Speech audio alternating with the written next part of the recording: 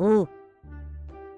Deep pit. Let's draw a big elephant. First, draw its head. A big circle. Well done! Then draw 2 large ears.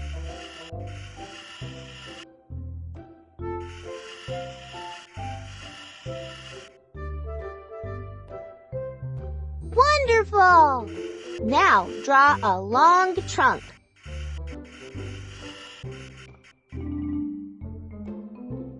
That's great!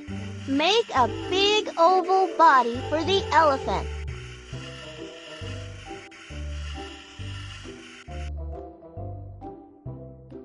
Next, draw 2 thick legs.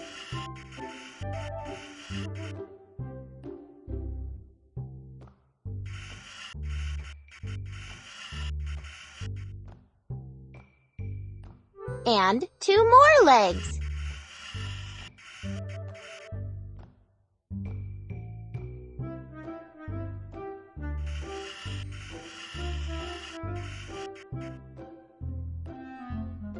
All you have left is a cute tail with a switch.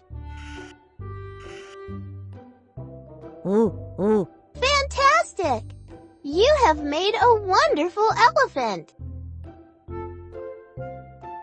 Ooh, ooh.